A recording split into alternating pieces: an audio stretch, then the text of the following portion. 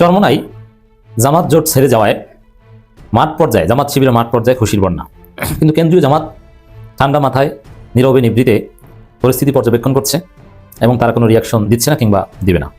আপনারা শুনছেন না চরমোনাই এবং জামাতের সাথে খুব গন্ডগোল যাইতেছে, কে কয়টা আসন নিবে এগুলা নিয়ে চরমোনাই 150 আসন চাইতেছে। এই আইডিয়াটা কার জানেন?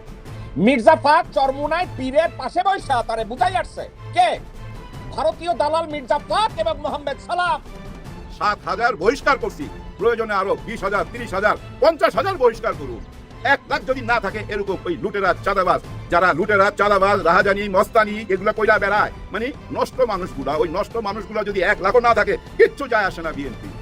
খুব দামি কথা, কিন্তু এত দেরিতে কেন? 15 মাস তো চলতেছে একটা জিনিসের অপেক্ষায়, এই জাতি অপেক্ষা করতেছে সব দলের পক্ষে থেকে। আপনারা আমরা কি অপেক্ষায়? নির্বাচনের অপেক্ষা। আসসালামু আলাইকুম দর্শক শ্রোতা, খুবই গুরুত্বপূর্ণ কয়েকটা বিষয় আজকে আপনাদের সাথে শেয়ার করতে যাচ্ছি। দর্শক, আমি মনে করি প্রত্যেকটা বিষয় খুবই গুরুত্ব এবং আকর্ষণীয়।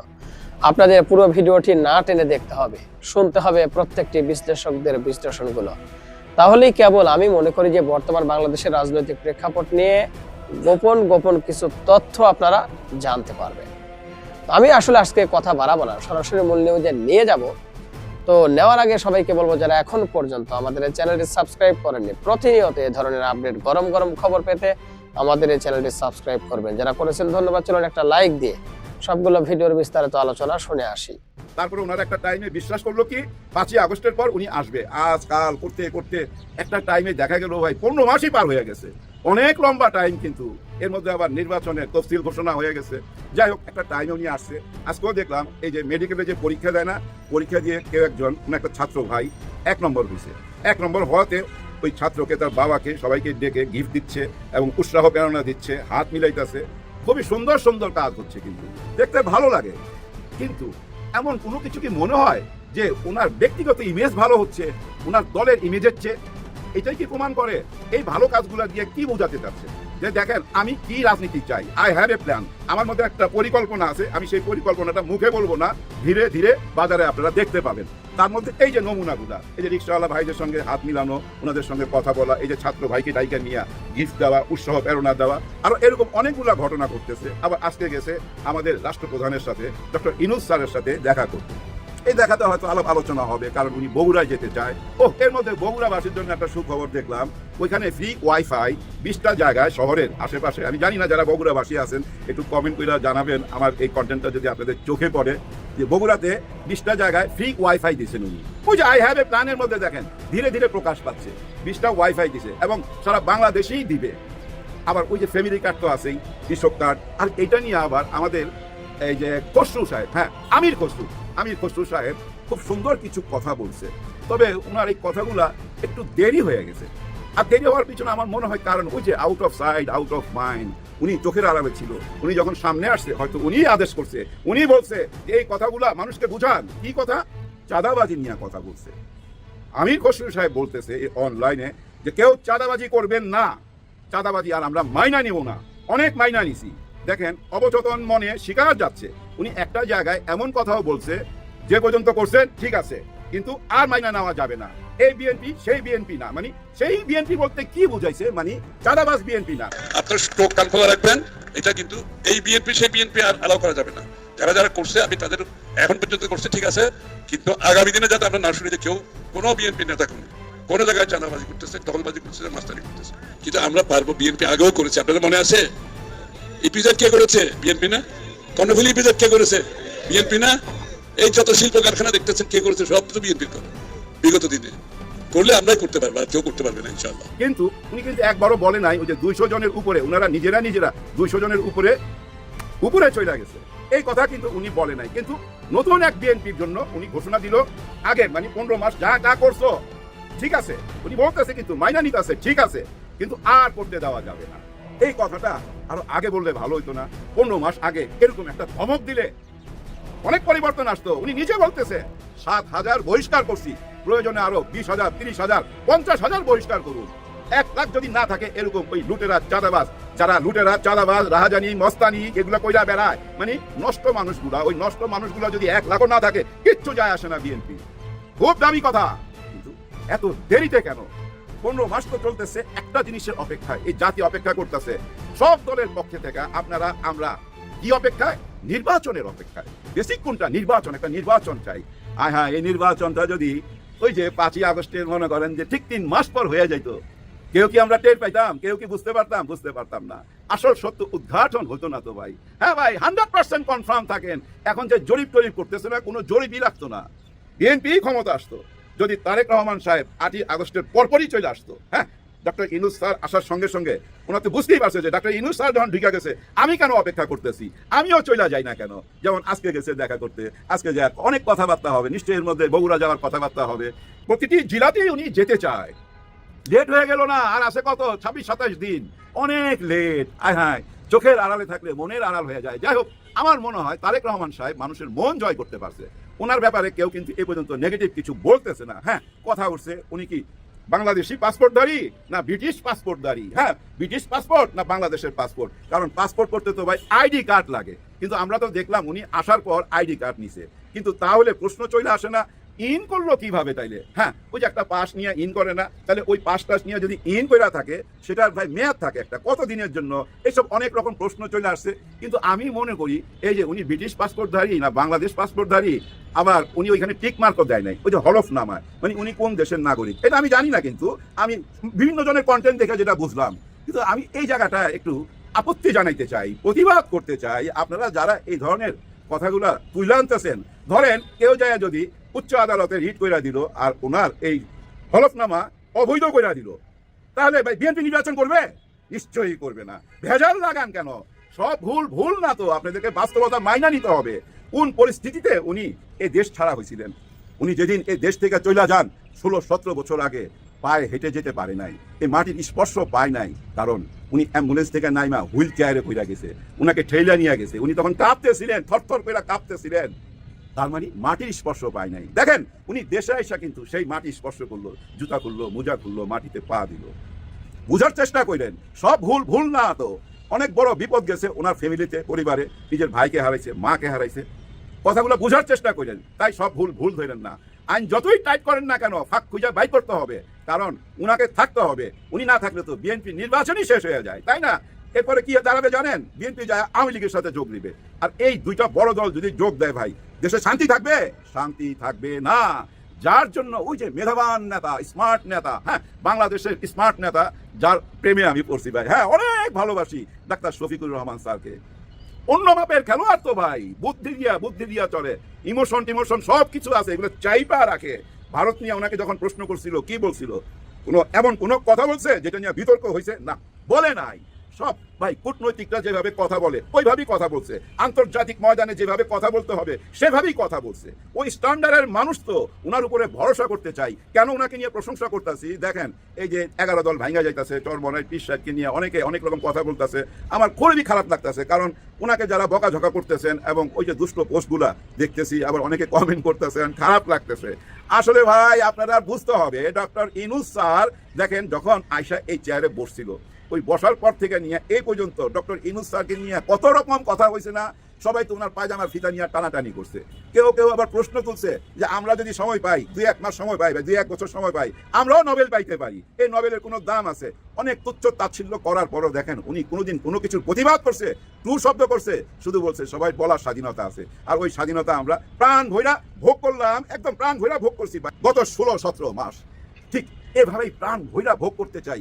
আগামীতে যেই সরকার আসুক না কেন, সেই সরকারের আমলে প্রাণ ভৈরা আপনাদের সমালোচনা করতে চাই, সাদাকে সাদা বলতে চাই, কালোকে কালো বলতে চাই। আপনারা শুনছেন না, চরমোনাই এবং জামাতের সাথে খুব গন্ডগোল যাইতেছে, কে কয়টা আসন নিবে এগুলা নিয়ে চরমোনাই 150 আসন চাইতেছে। এই আইডিয়াটা কার জানেন? মির্জা ফাক চরমোনাই পীরের পাশে বৈশা তারে বুঝাই আসছে। কে?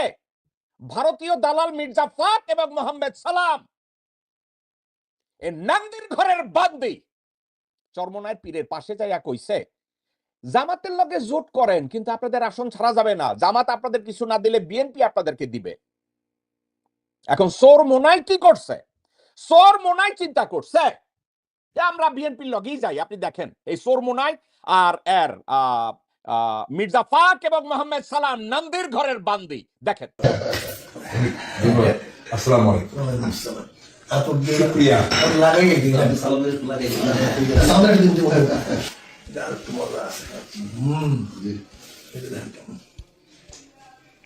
ঠিক আছে। আপনারা কি বুঝলেন? এই সোরমোনাইট সোর একদিকে জামাতের সাথে জোট বাঁধে। এখন বিএনপি যখন দেখছে যে সোরমোনাইট যদি জামাতের সাথে জোট করে তাহলে তো আমাদের ক্ষমতায় যাওয়া খুব টাফ হবে। আর সোরমোনাইট পীরের আসল চরিত্র হলো যে তার পকেটে বেশি পয়সা দেয় সে তার কাছে তত প্রিয়। দরকার হইলে হাসিনার বাপেরে আউয়াল দরবেশের বংশধর বানায় দিবে যদি হাসিনা খালি একটু কথা কয় তার সাথে। এই মির্জা ফাক আর নন্দিরগড়ের বান্দি মোহাম্মদ সালাম গেছে না ওইখানে, যাইয়া বুঝাই আইছে তারেক রহমান আপনারে কোলে বসাইবো, আপনারে বরিশালের মেয়র বানাইবো, দরকার হইলে আপনারে মন্ত্রী বানাইবো। দেখছেন খুশিতে কত প্রকার আতর তার হাতে তুলে দেয়, দেখছেন না? এবং জামাত ইসলামী তারপরেও চেষ্টা করে যাচ্ছে এদের সাথে কম্প্রোমাইজ করা যায় কিনা। জামাত ইসলামী ভালো করছে না খারাপ করছে জামাতের রাজনীতি জামাত বুঝে, কিন্তু সাবজেক্টটা কোথায়? তারা বলে না রাজাকার রাজাকার রাজাকার, রাজাকারদের সাথে রাজনীতি করা যাবে না, মৌলবাদের সাথে রাজনীতি করা যাবে না। তো চরমোনাইয়ের ওইখানে আপনারা গেছেন কার বাল ছিটতে? মির্জা ফাক। চরমোনাইয়ের এই মুনাফেক এদের কাছে আপনারা গেছেন কেন? মোহাম্মদ সালাম, আপনাদের দুজনের নামের পরিবর্তন করেন। আপনাদের এই সালাম আর ফাক এগুলা বাদ দেন। একেবারে ঠান্ডা মাথায় আমি যদি বলি নন্দির ঘরের বান্দি, আপনারা তাই, আপনারা মানসিক ভাবে একেবারে জাস্ট নন্দির ঘরের বান্দি। চরমোনাই জামাত জোট ছেড়ে যাওয়ায় মাঠ পর্যায়ে, জামাত শিবিরের মাঠ পর্যায়ে খুশির বন্যা। কিন্তু কেন্দ্রীয় জামাত ঠান্ডা মাথায় নীরবে নিভৃতে পরিস্থিতি পর্যবেক্ষণ করছে এবং তারা কোনো রিয়াকশন দিচ্ছে না কিংবা দিবে না। চরমোনাই সংবাদ সম্মেলন করে জামাত জোট তো ছেড়েছি, ঠিক আছে, শাইখে চরমোনাইয়ের ভাষায় বললাম তারা জোট ছাড়ে নাই। চরমোনাই 11 দলীয় জোট থেকে 10 দলকে বের করে দিয়েছে। এখন চরমোনাই জোট আছে, ওয়ান বক্স পলিসি এখন নাকি আছে, তারা বলছে তাদের ওয়ান বক্স পলিসি আছে। সেই জায়গায় চরমোনাই কিন্তু জামাতের বিরুদ্ধে অনেক অভিযোগ করে বের হয়েছে, অনেক কুচ্ছা রটিয়েছে, জামাত ইসলাম থেকে দূর হয়ে গেছে, বের হয়ে গেছে, অমুক তমুক নানান কিছু। কিন্তু মজার বিষয় হচ্ছে যদি তাদেরকে 70 সিট দিত তাহলে জামাত ইসলামের মহাকাণ্ডারিতে পরিণত হতো। বাংলাদেশে ইসলামী দল বা ইসলামপন্থীদের দেখেন, ইসলামপন্থী এদেরকে আমি ওন করি এবং এদের পক্ষেই আমি নিজেই একজন স্বঘোষিত ইসলামপন্থী, এতে কোনো সন্দেহ সংশয় কিংবা হীনমন্যতা নেই। কিন্তু তারপরেও ইসলামপন্থীদের একটা ভণ্ডামি হচ্ছে নিজের সাথে থাকলে ভালো আর সাথে না থাকলে খারাপ। এটা সবার ক্ষেত্রে।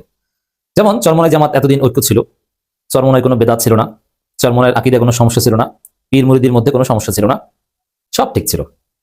আবার জামাত চরমোনাই এতদিন ঐক্য ছিল, জামাতের আকীদায় কোনো সমস্যা ছিল না, কোনো সমস্যা ছিল না, জামাত ইসলামের মধ্যে ছিল। এখন সম্পর্ক নেই, এখন দেখবেন যে এরা বলবে এদের মধ্যে বেদাত ভণ্ডামি। আবার আওয়ামী লীগের দালালি, এটা জামাত এতদিন কিন্তু বলতো না, কিন্তু এখন কিন্তু সেই হাসান মাহমুদের সাথে ছবি কিংবা আরো যারা আছে, বিশেষ করে ঢাকার কসাই আসাদুজ্জামান খান কামালের সাথে পীর সাহেব চরমোনাই সেকেন্ড পীর সাহেবের যে ডলাডলির ছবি, এগুলো প্রচার করছে। এটা একটা চরিত্র, এটাকে আপনি ভণ্ডামি বলেন আর দ্বিচারিতা বলেন, এটা আছে সবার মধ্যেই। নিজের সাথে থাকলে সব ঠিক আছে। রাজনৈতিক কারণে ধর্মীয় ফতোয়া আবর্তিত হয়, এটা চরমোনাইয়ের ক্ষেত্রে, জামাতের ক্ষেত্র, হোয়াটএভার। এখানে জামাত জোট ছেড়ে গিয়েছে চরমোনাই, মাঠ পর্যায়ে জামাত শিবিরের জনশক্তিরা খুশির বন্যা, আলহামদুলিল্লাহ বলছে সবাই। এর কারণটা কি? কেউ কিন্তু বেজান না, ইস আরে জোটটা ভেঙে গেছে, বিষয়টা কিন্তু এরকম না। চরমোনাইয়ের লোকজন খুশি। আপনারা দেখেছেন যে চরমোনাই যখন ঘোষণা দিল গাজী আতাউর রহমান সাহেব তারা 11 দলীয় জোটে থাকছে না, তখন এককভাবে নির্বাচন করবো 268 আসনে, এই ঘোষণার পর পুরো হল রুম জুড়ে নারায়ে তাকবীর আল্লাহু আকবার স্লোগান এবং খুশির বন্যা, আলহামদুলিল্লাহ। সবাই সমস্যায় উপস্থিত চরমোনাই সবাই সমস্যায় আলহামদুলিল্লাহ বলেছে। মাঠ পর্যায়ে চরমোনাই বিশেষ করে সোশ্যাল মিডিয়া ঘেটে যেটা দেখলাম, তারাও বলছে না ভালো হয়েছে, আলাদা হয়েছে, আলাদা নির্বাচন করছি, ভালো হয়েছে। কাউকে আমি হতাশ দেখলাম না। আর জামাত শিবিরের লোকজন মাঠ পর্যায়ে যারা not central leadership, Charmonai central leadership তো জামাতের বিরুদ্ধে অপবাদ দিয়েছে, গালাগালি করেই জোট ত্যাগ করেছে।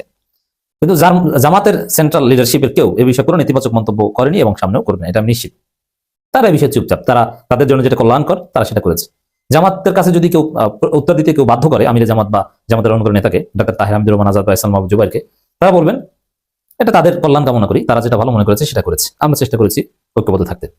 কিন্তু চরমোনাই বেইমানি করেছে, তারা অযৌক্তিক আসন দাবি করে জোট ভেঙেছে, জোট ভাঙার জন্য তারা দায়ী নিতে, এগুলো আমরা বলছি, কিন্তু জামাতের নেতৃত্ব কখনো এটা বলবে না। এবার আসেন যে জামাতের মাঠ পর্যায়ে জনশক্তিতে খুশি কেন? কয়েকটা কারণে খুশি। একটা হচ্ছে বিশেষ করে এটা সত্য, এটা কেউ অন্যভাবে নিলে নেবেন, কিন্তু ইটস ট্রু। এতদিন জামাতের যারা কাজ করেছেন মাঠে ময়দানে এবং একটা সম্ভাবনা তৈরি করেছেন এবং তারা নির্বাচন করবেন, তো সেখানে চরমোনাইকে ছেড়ে দেওয়া হবে বা হলে এটা তারা ভালোভাবে ডেফিনেটলি নিতেন না। দর্শক, আশা করি সবগুলো ভিডিও দেখেছেন এবং সকল বিশ্লেষকদের বিশ্লেষণগুলো আপনারা মনোযোগ সহকারে শুনেছেন।